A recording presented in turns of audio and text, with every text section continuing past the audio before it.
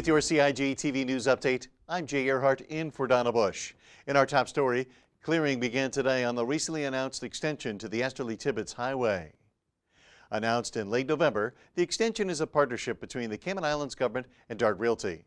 As part of the third amendment of its agreement with the National Roads Authority, DART today began clearing the land east of the highway. The company will build an additional 2 lanes of the roadway from the Century 21 roundabout to the Butterfield roundabout near A.L. Thompson's. DART will fund the roadworks between the Century 21 roundabout to and concluding a proposed roundabout near Lakeside Villas apartment. Meanwhile, government has agreed to fund the extension south of the new roundabout to the Butterfield roundabout. DART and the National Roads Authority are currently working out the details of the proposed road improvements. In total, the highway expansion project will take about 18 months from approval by the NRA. Audiences at the annual National Primary and Secondary Spelling Bees enjoyed a spellbinding finish last week.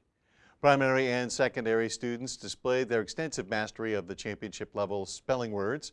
Both competitions went to tie breaks, and after some time, it ended with ties being declared. At the primary level, the winners were Gemma Watson and Jelani Hanson from Georgetown Primary School.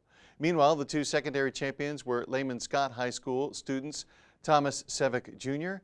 and Delani Tatum. The first place finishers spelt all words properly, and Bodentown Primary took 3rd place in the primary competition. Meanwhile, Clifton Hunter placed 3rd in the secondary contest.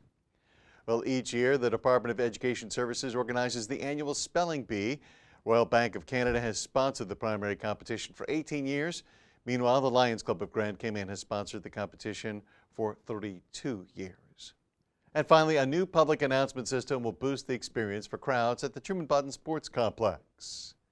Meeting with journalists at the National Stadium on Friday, Sports Minister the Honorable Osborne Bodden noted that the complex had been without a PA system for the past 3 years. There's nothing worse than coming and you can't hear what's being said, and you're speaking maybe on a tiny PA system downstairs that's not carrying. This stuff really sounds good, and I'm really pleased with it.